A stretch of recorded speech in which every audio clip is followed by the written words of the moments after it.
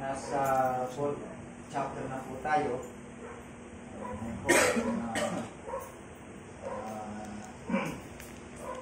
Marami na po tayong natutunan na practical ways sa buhay ng Kristiyano.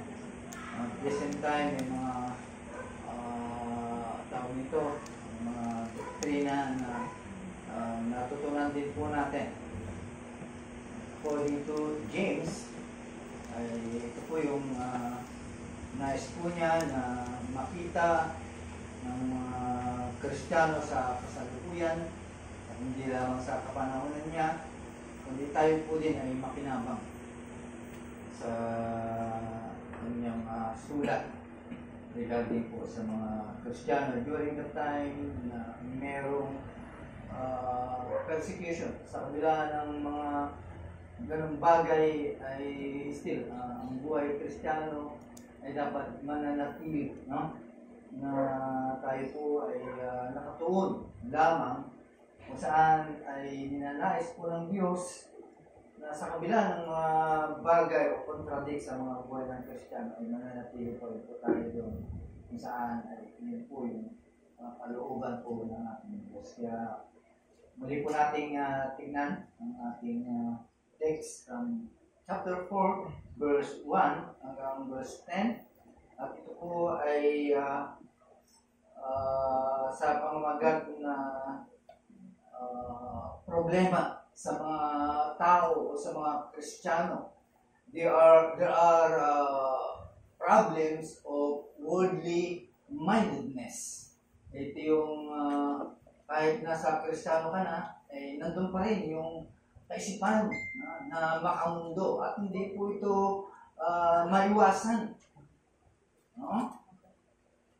Hindi ito maiwasan dahil kasama po ito. Dahil hindi naman po tayo sana na after ng ating kaligtasan ay kinuha tayo ng Panginoon, ay wala na sana problema. Nag-i-enjoy na sana po tayo. Okay? Kaya makikita po natin sa oras na ito kung yung nais ihayag ng Banal na Espiritu sa kanyang sa sulat niya. Tayo po manalan.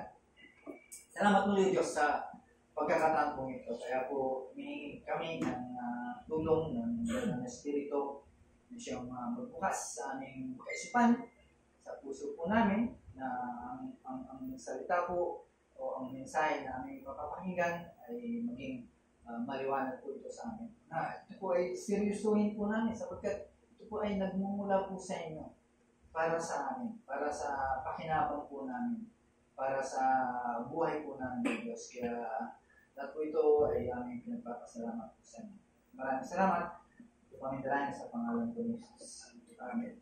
Okay, so nakikita po natin na ang ating English Bible, Bible po natin, kasi Bible nilang araw ay siguro isang aklat lang, no? Walang division, no? Kaya kapag magbasa ka, talagang tatandaan mo kung saan ka tumigil, hindi mo na mabalikan. Kaya dito sa ating kapanahonan, in our English Bible, ay they are divided into books, no? Books, chapters, and verses.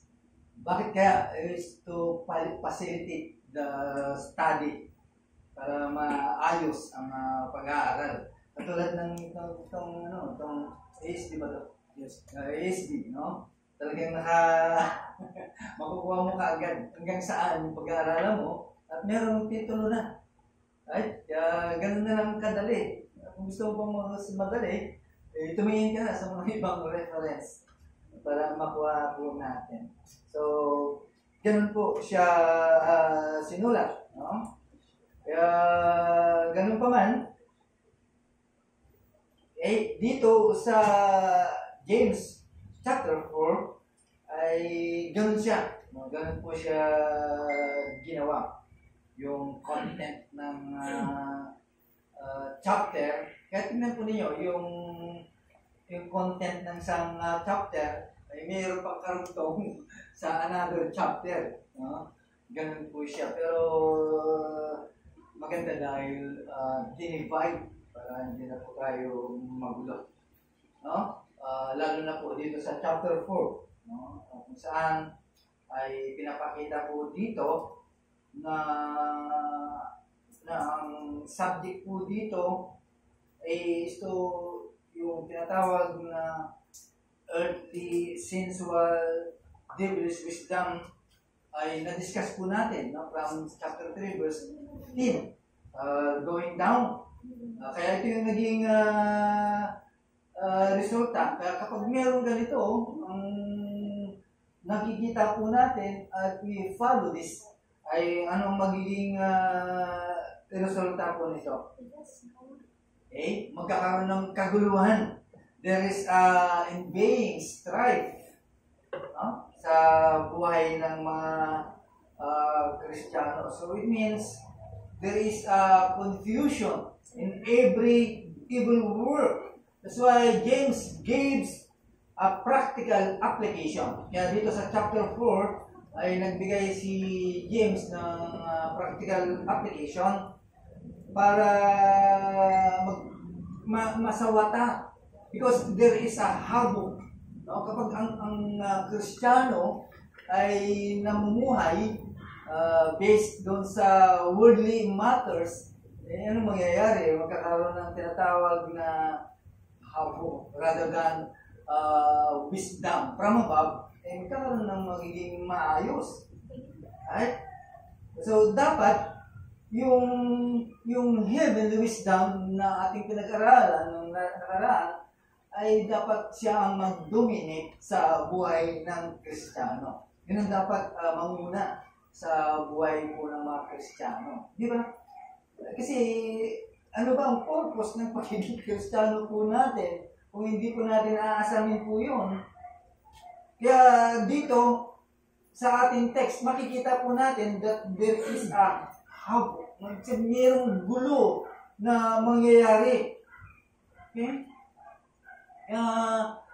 Kung iyan ang nais ng mga Kristiyano, kaya nga nagkakagulo, kahit sabihin po natin, nagsusumikap po tayo, di ba? Hindi natin maiiwasan po yun. There is strife inside the church. Sino ba mga pinagsasabihan po dito? Mga Kristiyano pinagsasabihan po dito. Hindi naman mga unbeliever, kundi tayo. Kaya kapag yan ang pinili po natin, choosing pleasure, okay, lalo na po yung self-gratification, gusto mong magkaroon ng lust, masunod yung kagustuhan mo sa buhay mo. No? Kapag ito ang magiging primary aim ng buhay ng Kristiyano, what will happen? No? Anong mangyayari? So there is harsh criticism of a fellow Christian. Makikita po natin po dito, inside this chapter, ganun na lang lagi mong makikita. Merong harsh criticism, merong arrogant, disregarding about God. If we allow this passion in our life, especially yung self-gratification. Passion for self-gratification. Yung bibigyan po natin ng kahit ng ninanais ng lust po natin, ay talagang magbibigay po ito ng it causes wars and fightings. Kakaroon po ng labanan sa loob ng simbahan. Okay, kapag yan ang ating ipinakita sa buhay po natin bilang mga Kristiyano. Ayon sa verse 1 hanggang verse 2. Kaya talakayin po natin what is self-gratification or what is passion for self-gratification. Bibigyan po natin ng layaw ang ating mga nasa, lust, yung sarili po natin, o yung tinatawag na self-assertive spirit. No? Kapag yun ang pinagbigyan po natin, ay malamang it pursuit the desire. If we continue this desire, malamang ay didisregard po natin ang Diyos. Especially ang kanyang kalooban. And of course, also to others. Diba? Yung mga mangyayari. So, saan nanggagaling po ito? Where come? Saan nanggaling po itong passion na tinatawag? Galing po ito sa sarili po natin. This passion comes from an inward aggressiveness. Ito yung nagdudulot po sa atin at nagtutulak po sa atin na magkaroon po tayo ng pangangailangan o pleasure without considering what God wants. Diba? Ito yung gusto ko. Basta itong gusto ko. Hindi na inalintana kung ano talaga ang gusto ng Diyos. Kung ano ang mas maganda para sa iyo. Okay? Basta yung gusto ko, yun na yun. Hindi mo na tinignan. Baka mayroon pang mas maganda na kaloob ng Diyos. Tandaan po natin, ayon sa Westminster Catechism, declares that the chief end of man is to glorify God and to enjoy Him forever. No? Yun po yung nakatalaga. Pero mayroong ibang kasabihan din na ang tinatawag ay the chief good in life ng isang tao ay yung daw masunod ang kanyang kalooban o pleasure. Di ba? Contradict. Yan ang pinupurso ng iba, while sa atin, of course, ang pinupurso po natin is to enjoy and give glory to God. Hindi yung sarili po natin to gratify our passion. Yun ang problema sa mga Kristiyano. Kaya ibig lang sabihin, sa sanlibutan, ang pinaka-aim talaga ay mabigyan ng kanilang gratification, their self-gratification. At yan ang chief end ng unbeliever rather than the glory of God. Siyempre, doon sila nakatutok. Kaya ang tawag po dito sa English term is the gratification or self-gratification is hedonism. Yun po yung, kung narinig po na yung salitang hedonism, ay ito po ay Greek word. At dito natin makikita po ito. Twice in this passage ay binanggit po yung hedonism. Kung inyong titignan sa inyong KJV, ang translation po nun is lust. Sa sa ESV o NIV, desire, pleasure, desire. So, the same. Kaya makikita po natin na ang ibig sabihin ng hedonism is a lust or desire for pleasure.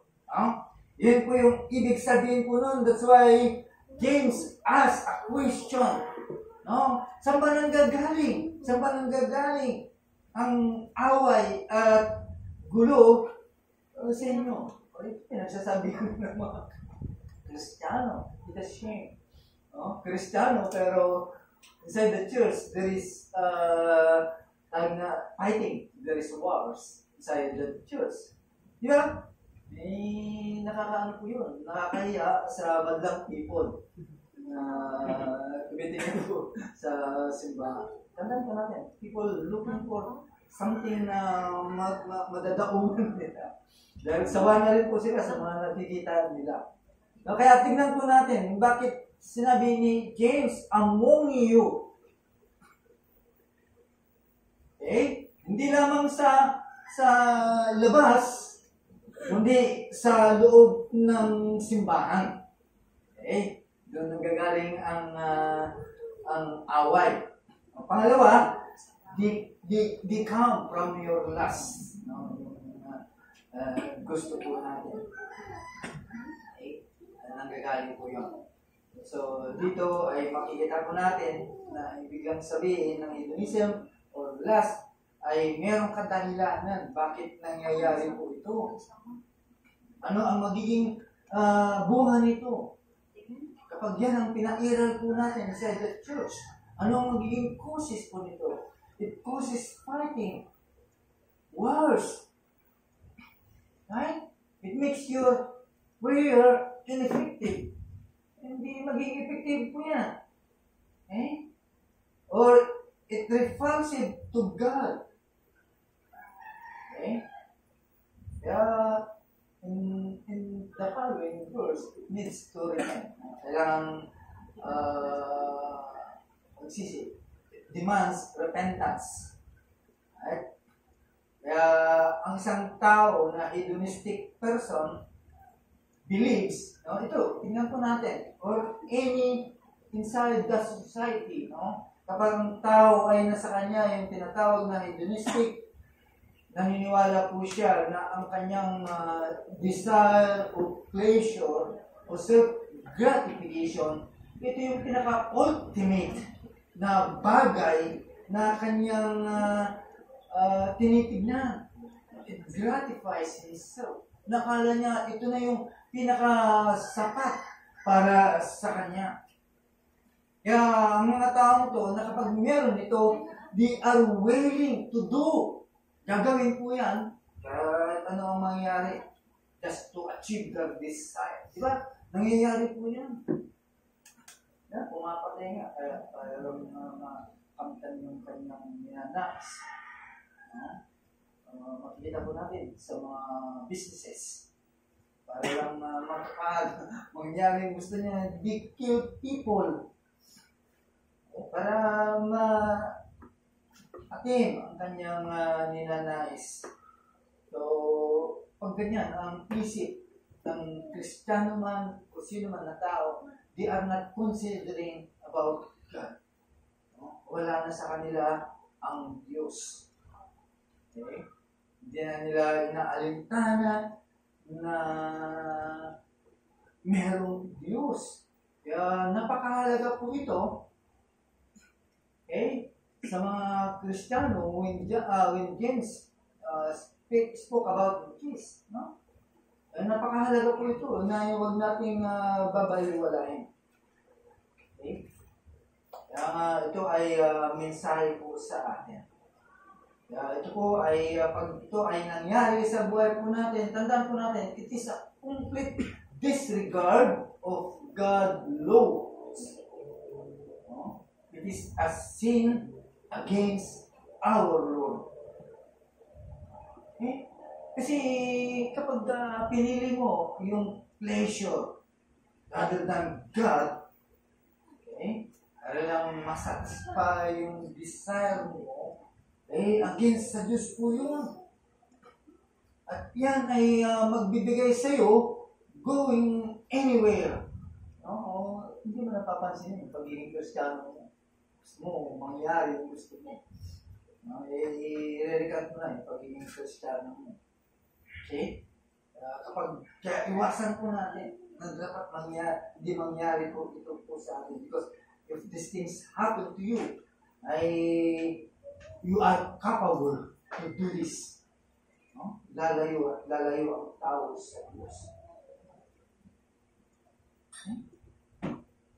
Kaya mahigpit na sinasabi ni James na ito po ay iwasan po natin. Mga kapatid, ang isang Kristiyano ay merong dalawang likas.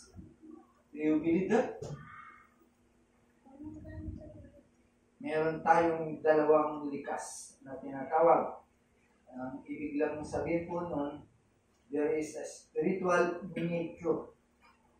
Pag spiritual nature kasi, ang desire po niya is an eternal.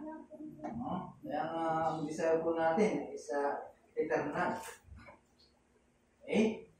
Ano ibig sabihin po niya? You are desiring to please God. Ayan naman ang ginagawa po natin. To live in the manner to please God. Di ba? Yan yung ginagawa po natin. Ayan ang pinagsusumikapan po natin. Okay? Na kahit anuman ang i-offer sa iyo ng sanlibutan, you cannot satisfy your desire, your gratification. walang makapantay ng mga bagay sa desire mo sa Diyos. Di ba? Tinatakwil natin po yun. Hindi po natin tinatanggap. Kahit ano man ang i-offer ng sanlibutan po sa atin, ay yun ang gusto po natin. But again, there is an old fleshly nature. Okay? Kaya anong ibig sabihin po nito? Meron pa rin pagkakataon na tayo po ay ninanais natin na mag-gratify ang ating sarili sa mga bagay na against sa Diyos. It means those sinful self-gratifying. Kaya naging problema. Okay?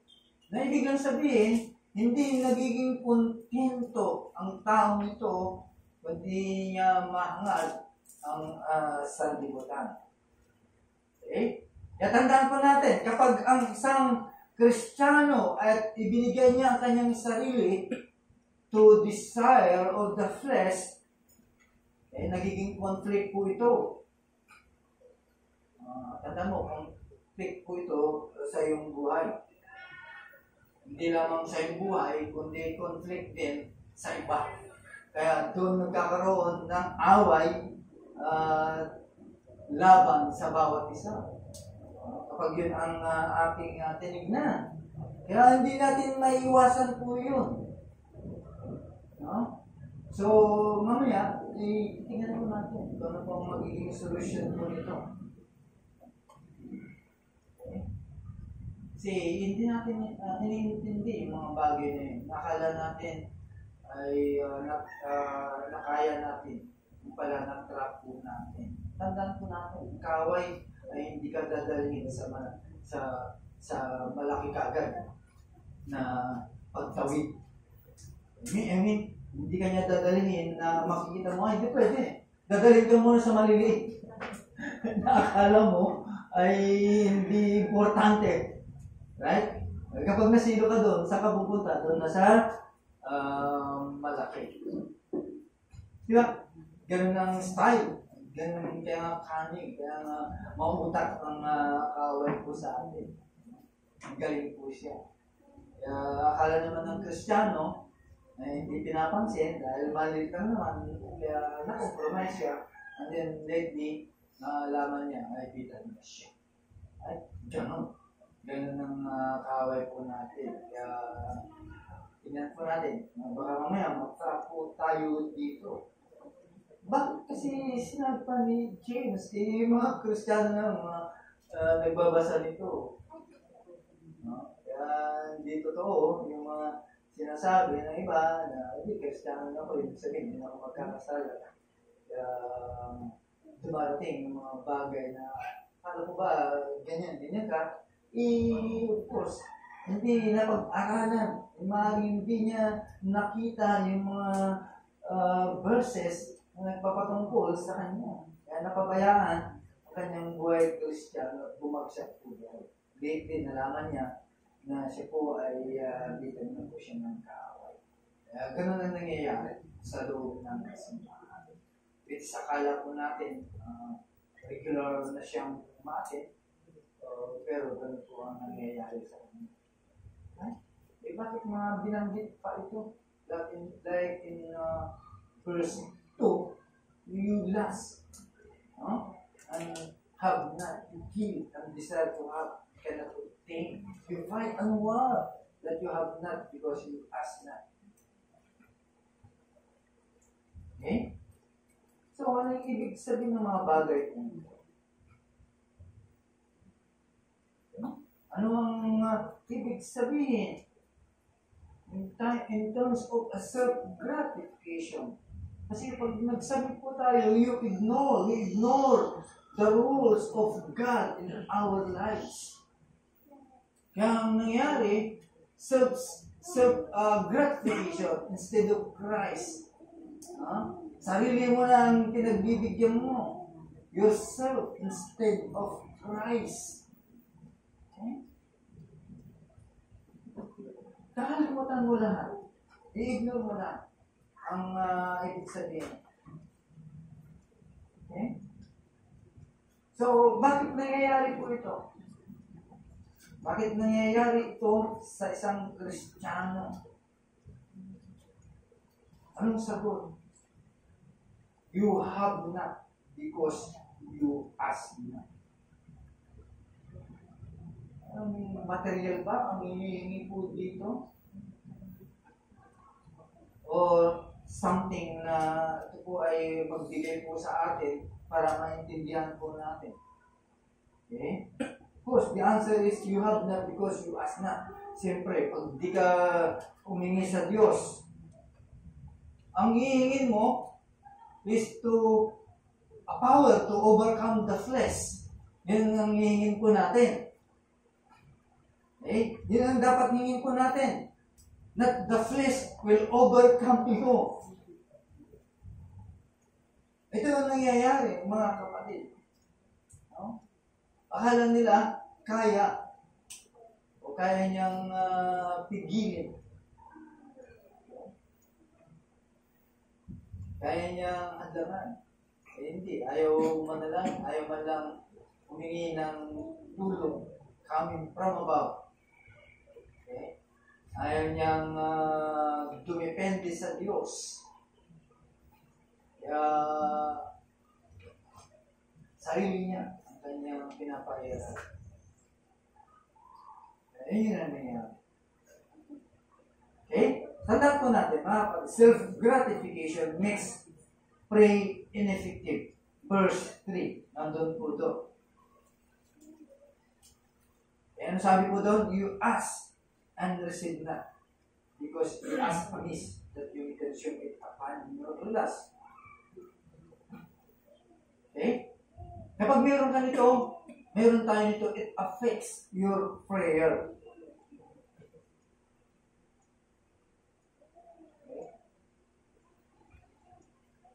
Apektuhan ang ating panalangin. So, sabi po dito, you ask and receive not. Okay? Maapektuhan ang panalangin. Kaya, pinakamadali po doon, those people or those Christians seeking self-gratification normally do not seek God, di ba? Hindi niya talaga hanapin ng Diyos. Hindi niya kailangan ng Diyos. Okay? Kaya hindi siya talaga mananalangin. Hindi talaga siya lalapit sa Diyos. Dahil hindi niya kailangan.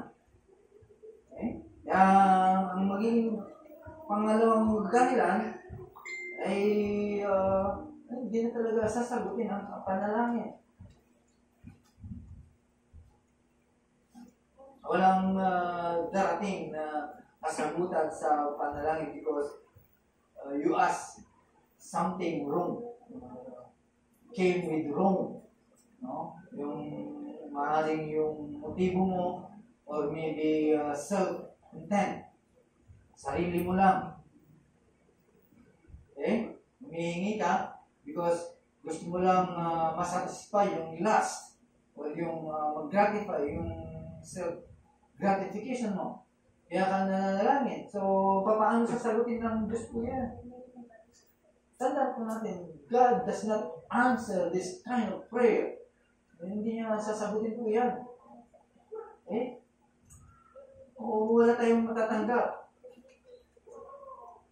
Diba? Kasi anong pagkaintindi po natin sa panalangin? Because prayer is aligning with God. Biglang sabihin, sumusunod tayo kung ano yung gusto niya, kung ano yung kalooban po niya. Hindi yung agenda po natin. Hindi yung gusto mo ang masusunod. Okay? Wala po tayong maasahan po dyan. Okay? Kaya nung nanalangin ng Panginoon, not my will, but your will.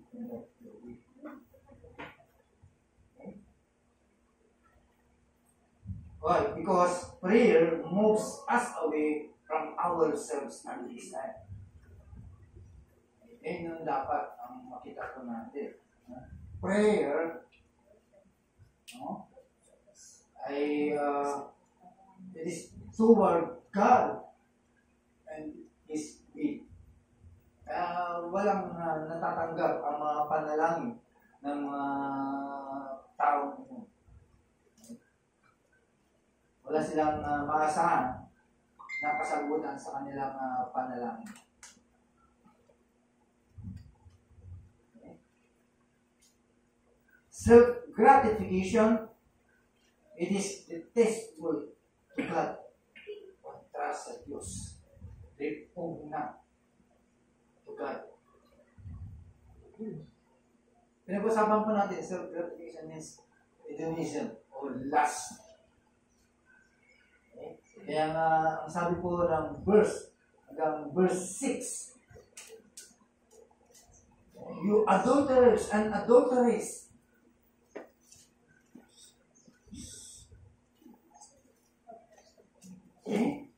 bakit tinawag po tayo ng gano'n? Know ye not that the friendship of the world is enmity with God?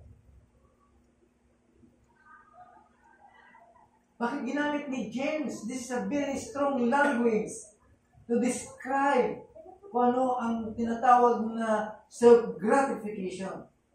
Those who seek self-gratification. Bakit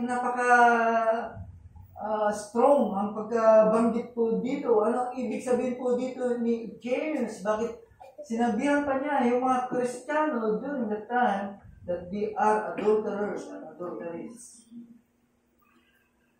Okay? Na ibig lang sabihin, ang isang Kristiyano ay talagang he commit. Bumaliktad siya sa Diyos. Kumbaga sa naging unfaithful po siya sa Diyos. Or, unfaithful po siya because he seek the world. No? Mas ginusto niya ang sanlibutan. Kaya ang tawag po sa kanya, kaya tayo tinawag na adulterer o adulteress, ibig sabihin, we are spiritually adultery. Alam naman po natin na kapag naging kaibigan ka ng sanlibutan, you are enmity with God. Ang bumalik si James sa Old Testament. Bakit? Kasi ang Diyos po natin, it is a jealous God.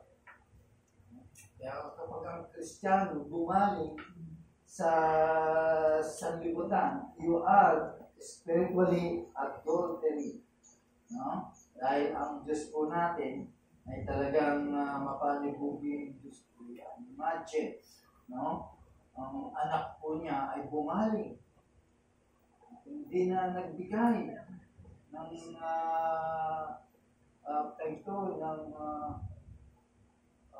paggalang sa kanyang Diyos.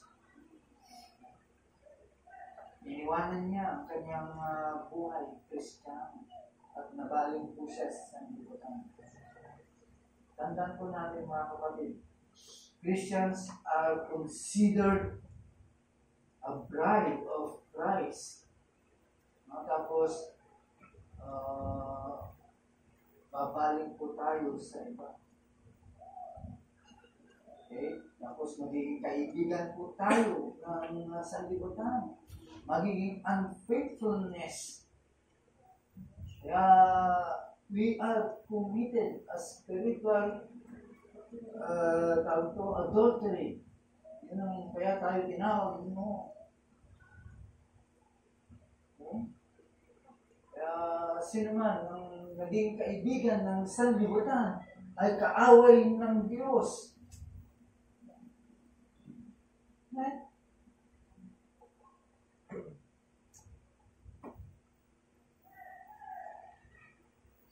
Kaya anong katumbas po nito? Pag naging kaibigan po natin ng sanlibutan, ano ang katumbas po nito? It is a hostility toward God. Yun ang katumbas po mo. Right? Now, in verse 6 hanggang verse 10, ay nagbigay si James ng remedy o solusyon. Right? Nagbigay ng paraan para ating malagpasan ang tinatawag na self-gratification. In verse 6 to 10, no? Pero sabi po niya doon, but God giveth more grace. No? Nagbigay ng Diyos ng mas maraming biyaya, mas malaking biyaya. No? Ibig lang sabihin, more grace to those people of God. Kaya lahat ng mga biyaya, ibinigay na nga ng Diyos sa atin. All graces was given to us. Na kailangan mo sa iyong buhay, na kailangan mo lang ma-please ang ating Diyos. Anong gagawin mo ngayon? Of course, hingin mo, ask God. Kaya sabi po dito, ask God. Lahat na po yun ay binigay po sa atin ng Diyos. Kaya hindi tayo nagiging aware. Okay? Hindi naman tayo pinabayaan ng Diyos kung bahala mo na God. Naligtas na kita, ang bahala ka na sa buhay Kristiyano. Hindi ka. May mga means of graces po tayo. Kaya lang, hindi natin siya ginagamit. Okay? Para mag-persevere po tayo. Now, paano po natin ma-overcome ang mga ganitong problema sa buhay ng isang Kristiyano? Kung meron ka na nito, yung tinatawag na self-gratifying spirit. Hindi natin may kakaila po yung mga kapatid kaya tayo mga Kristiyano. No? May bago pa rin yung mga bagay that happens.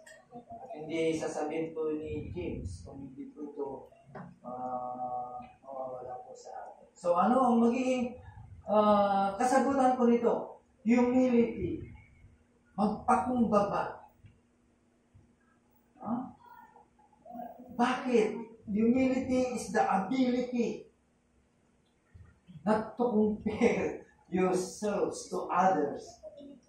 No? Ibig lang sabihin, pwede mong, meron kang kakayahan na huwag mong ikukumpara ang sarili mo. Kung ito ay yung mayabang, ikaw naman ay nagpapakumbaba. Meron kang kakayahan. Ibig lang sabihin, hindi lahat meron nito. No? Hindi lahat meron nito.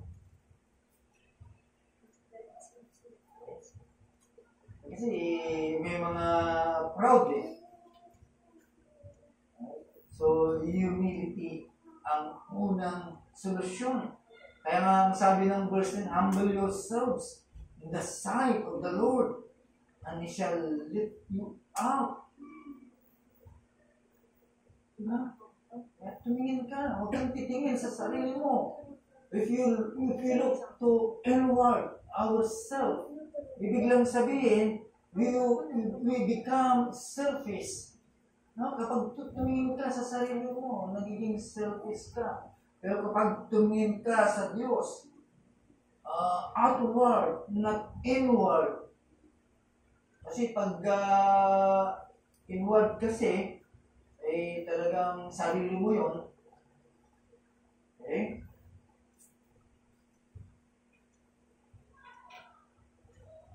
So, pag sa outward naman, sometimes we are comparing ourselves to them. Kaya nagkakaroon ngayon ng self-competitive ang isang Kristiyano at nagiging self-righteous. Diba? Madalas nangyayari po yun. Eh, kapag kinukumpara mo ang sarili mo. So, kanino tayo titingin? Hindi naman po pwede sa sarili natin. Nagiging selfish po tayo. Kapag sa labas, nagiging self-righteous naman po tayo. So, saan ka titingin? Po sa Diyos. No? Sa Diyos po tayo tumingin. Para magiging humble po tayo. Ayun yung una. Yung sabi ng Isaiah, no? Isaiah chapter 6 verse 5. Ang sabi ko doon, ang dadang ko doon. Kaya si Isaiah, nung makita niya, no? Yung time na yun, ang sabi ni Isaiah, "Woe unto me, okay? Where I am undone, because I am a man of unclean lips, and I dwell in the midst of a people of unclean lips, for mine eyes have seen the King, the Lord of hosts." Ganun po siya. Okay? Para maiwasan po ito, basic humility, humble ourselves. We look God, hindi sa ating sarili. Tumingin ka sa Diyos. Tumingin tayo sa Diyos. Para hindi tayo masilo ng tinatawag na self-gratification. Lust ourselves. Ano pa? Repentance. Ang sabi ng verse 9 sa ating text. Repentance. Okay? Ano sabi ng verse 9? Be afflicted and mourn and weep. Let your laughter be turned to mourning and your joy to heaven. Okay? Ang sabi ng verse 9, sabihin, we have to express our repenting. No? Magsisi po tayo. At gawin po natin ang buhay po natin na tama sa Diyos. Katulad ni Isaiah, nung makita niya siya ay sinasabi niya sa kanya na sarili ay ang anda. Umami po siya. So, humingi po siya ng tawad.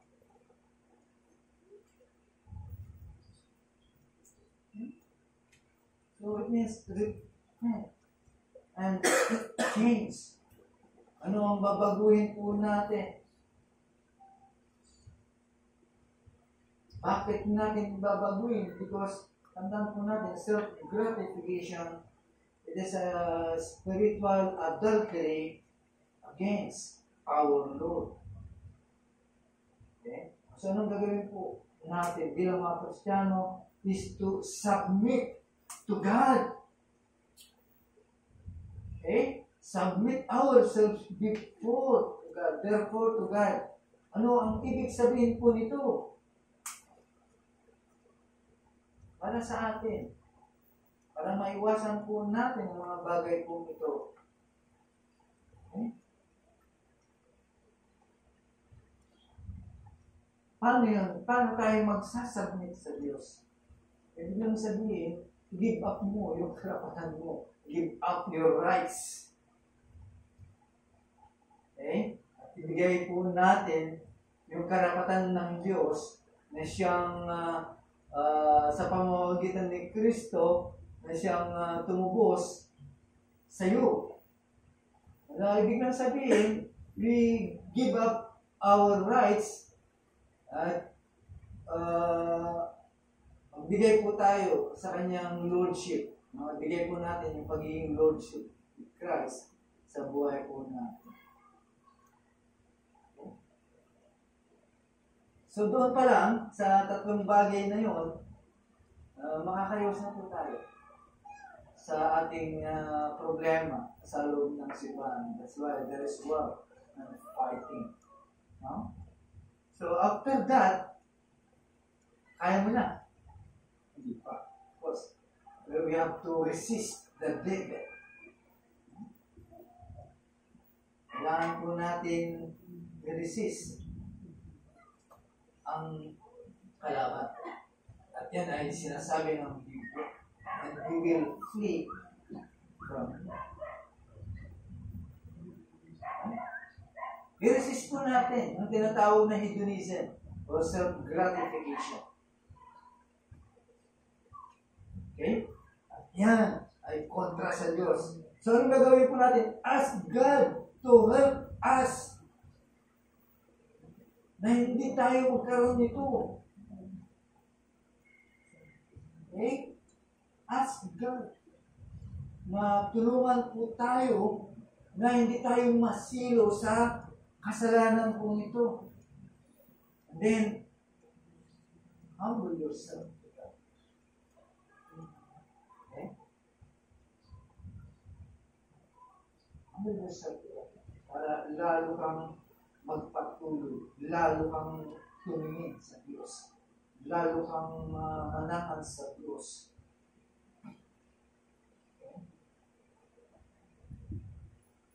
Lalo kang kumapit sa Diyos na tulungan ka niya para manatili ka na nakalimot, nakatingin sa Kanya.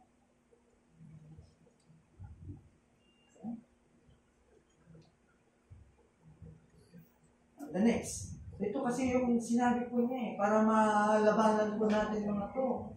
Kaya iniisa po natin. The next is draw nigh to God. Lumapit sa Diyos.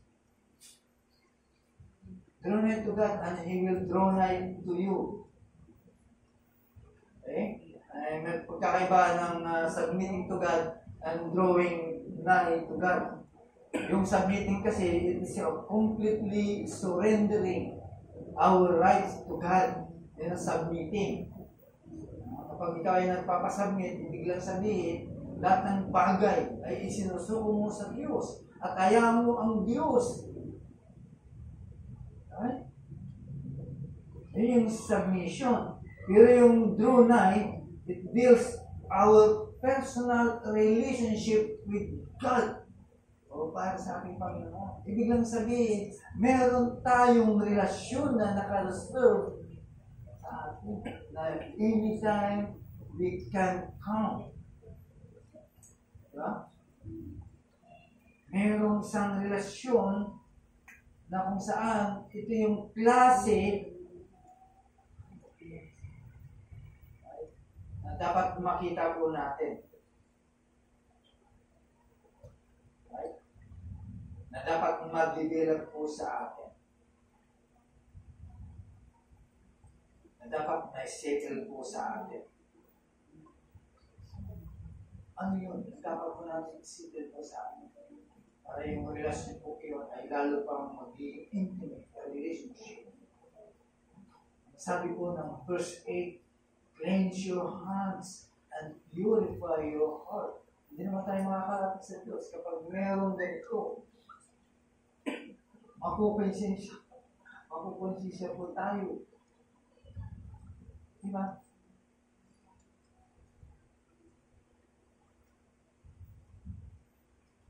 Every time, even in our prayer, in our service, we seek always God's forgiveness. Yeah, we have to cleanse and purify our heart. Okay? And sabi ko ng verse, cleanse your hearts, ye sinners, and purify your hearts. You double-minded.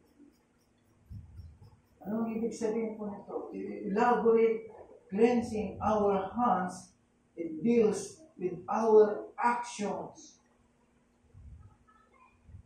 No? Hindi natin alam na sumusobra o nakakatakas, nakakalimot po tayo. Nagagawa natin mga hindi dapat bagay na dapat gawin. Sabi pa doon, purify your hearts. Anong ibig sabihin po nito? Heals our attitude. Ano ba talagang attitude mo bilang isang Kristiyano? Masagot ka ba sa magulang mo ng pabalang? Ay, pasigaw ka ba kapag ito ay tinatawag? Akala po natin, hindi yun kasalanan. Kasalanan po yun, mga kapatid. Ang magulang ay ginagalang po. Kahit galit dyan, sagutin mo ng mama. Kala natin, mga simpleng bagay lamang po yan. Okay? Sagutin mo kung sino yung nangangaraw sa'yo. Sagutin mo ng maayos. Okay? Make your hearts pure. Dahil ang sabi po ng James chapter 3 verse 11, dito lang naman, isilipin na natin. Magkatabi lang naman. Nadadaanan din natin ito sa ating sa pag-aaral. Ano sabi po doon? Verse 11, chapter 3 ng James.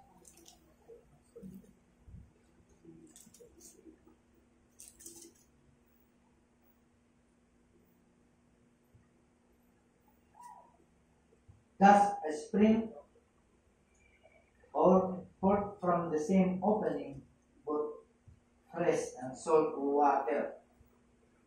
Tandaan po natin, ang puso po natin, ito ay tulad ng fountain or well, no? Parang fountain po ito, kaya balon. Okay? Kaya ano man ang loob po niyan, whether worldly or spiritual, will show your attitude or action. Diba? Kaya, linisin po natin. Magmukha tayong banal.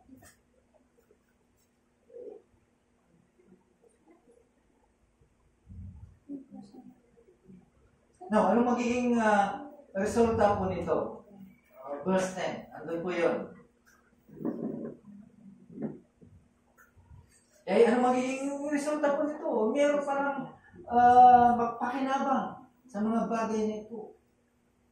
Bilang mga Kristiyano, ano sabi ko doon? Humble yourself in the sight of the Lord and shall lift you up. Ano ang ibig sabihin po nito?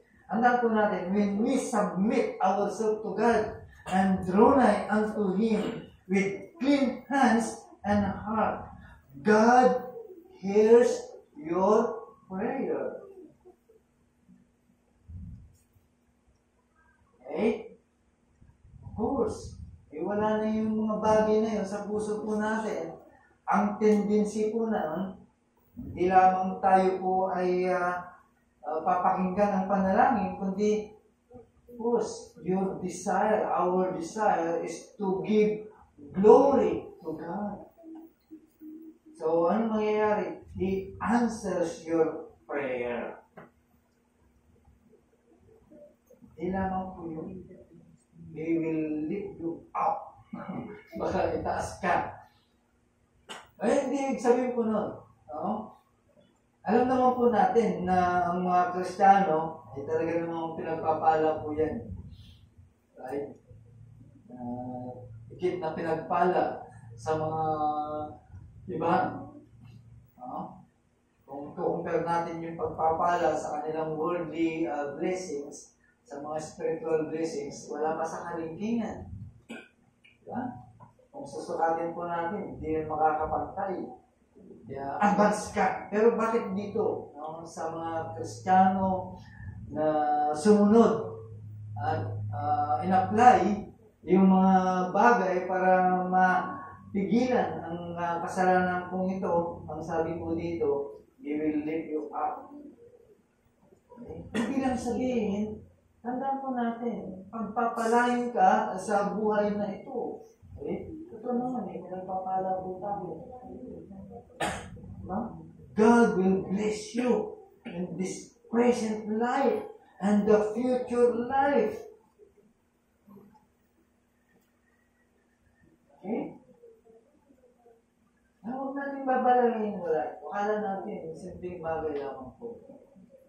Kaya sabi po ni Peter, chapter 5, verse 6, basahin po natin.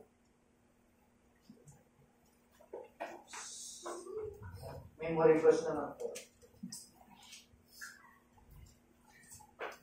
Right?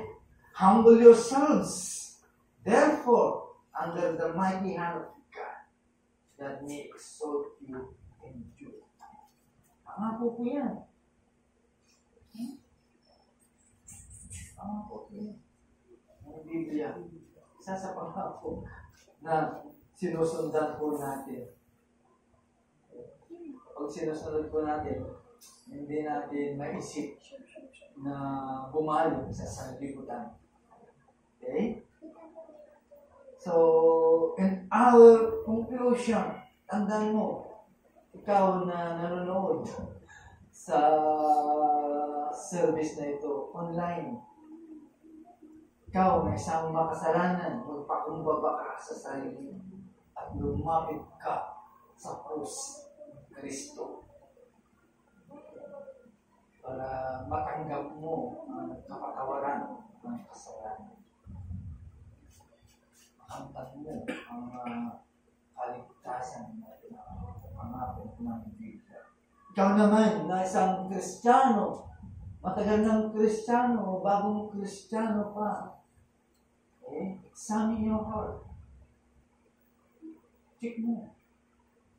Saliksikin po natin ang puso po natin. Baka meron tayong kasalanan na tinatawag na self-gratification.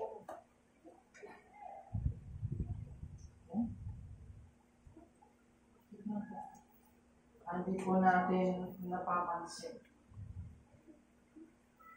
We have to seek that kind of sin. So, anong gagawin po natin? Repent. Pagsisiyan lang. And submit yourself unto the Lord. Ang solution. Sige lang, diba? Wala namang sinabi ko dito na sacrifice. There is no sacrifice. Okay? Kasi Kristiyano naman, anything you can go back, di ba? Kristiyano naman, just to repent. Kapag natawahan ka na, nalaman mo, talagang wala kang mangyayari sa iyo sa pagyakap ng sanlibutan. At naging kapahamakan mo pa at naging enmity ka ng Diyos, even enemy of God, because pinuna mo at naging spiritual adulterer, nakalimutan mo ang iyong Diyos, nakalimutan mo ang iyong manlilikha, nakalimutan mo na sa pamamagitan niya, binigay si Kristo para sa iyong kaligtasan. Nalimutan na po because of self-gratification na nangyayari sa loob ng simbahan. Okay? Yan ang nagiging dahilan. At yan ang gusto ni James na dapat natin bigyan. Tayo po'y manalangin. Maraming salamat muli o Diyos sa aming natunghayan na mensahe, bagamat ito po ay practical. We need it po.